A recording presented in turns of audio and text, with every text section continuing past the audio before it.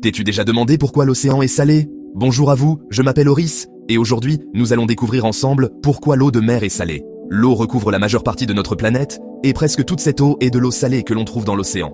Cette eau joue un rôle crucial dans la vie telle que nous la connaissons, influençant les conditions météorologiques, abritant d'innombrables créatures, et affectant même notre propre climat.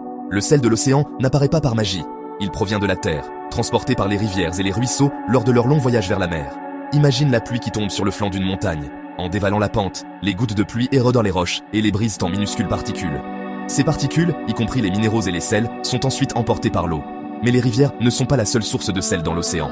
Au plus profond des vagues, cachés à nos yeux, se trouvent des volcans sous-marins et des cheminées hydrothermales.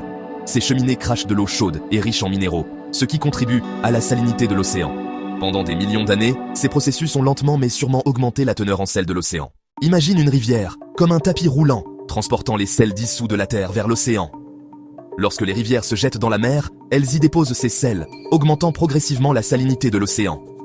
Mais pourquoi l'océan ne devient-il pas infiniment salé? C'est là que le cycle de l'eau entre en jeu. La chaleur du soleil fait s'évaporer l'eau de la surface de l'océan, formant des nuages. Cette eau évaporée est pure, laissant le sel derrière elle. Les nuages libèrent ensuite l'eau douce sur la terre, sous forme de pluie, et le cycle recommence. Le processus par lequel les rivières transportent les sels vers l'océan, combiné à l'évaporation, crée un cycle continu. Ce cycle maintient la salinité de l'océan relativement stable dans le temps. Bien que différentes parties de l'océan puissent avoir des niveaux de salinité légèrement différents, en raison de facteurs tels que les précipitations et l'apport d'eau douce, la teneur globale en sel reste remarquablement constante. La salinité de l'océan joue un rôle vital dans la régulation des courants océaniques, qui à leur tour affectent les conditions météorologiques et le climat. Elle crée également un environnement stable pour l'incroyable diversité de la vie qui peuple l'océan. Alors que nous nous émerveillons devant les merveilles de l'océan, nous devons aussi nous souvenir de sa fragilité. La pollution, le changement climatique et la surpêche menacent l'équilibre délicat de ce précieux écosystème.